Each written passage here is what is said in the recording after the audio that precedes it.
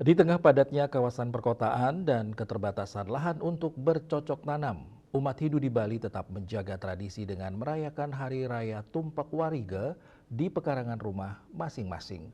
Meski tidak memiliki kebun maupun sawah yang luas, warga yang tinggal di wilayah perkotaan tetap memelihara berbagai tanaman di pekarangan rumah sebagai bentuk kecintaan dan penghormatan terhadap alam.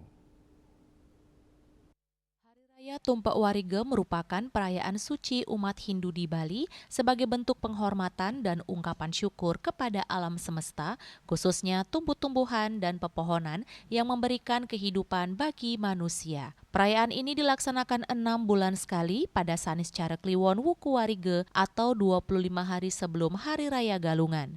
Dalam perayaannya, umat Hindu memuja Dewa Sangkara sebagai manifestasi ide Sang Hyang Widiwasa yang dipercaya sebagai penguasa tumbuh-tumbuhan dan kesuburan alam. Di daerah pedesaan, Tumpak Warige biasanya dirayakan di kebun, sawah maupun tegalan dengan menghaturkan berbagai jenis banten pada pohon-pohon yang produktif. Namun bagi umat Hindu yang tinggal di daerah perkotaan yang memiliki keterbatasan lahan tanam, warga merayakan Tumpak Warige dengan menghaturkan canang pada tanaman-tanaman hias di pekarangan rumah.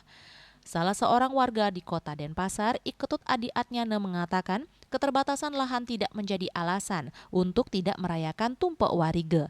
Ia tetap merayakan Tumpak Warige sebagai wujud rasa syukur terhadap alam yang selama ini memberikan kehidupan.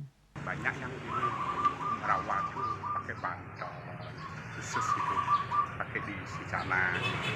Harapan saya untuk ke depan supaya bisa saya laksanakan lebih baik, tumbuh dengan baik, dengan sempurna.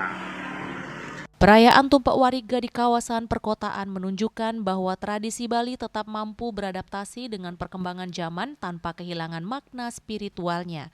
Di tengah modernisasi dan padatnya pemukiman kota, masyarakat Bali tetap menjaga hubungan harmonis dengan alam melalui tradisi yang diwariskan secara turun-temurun. Bunga dan Angkat, Bali TV.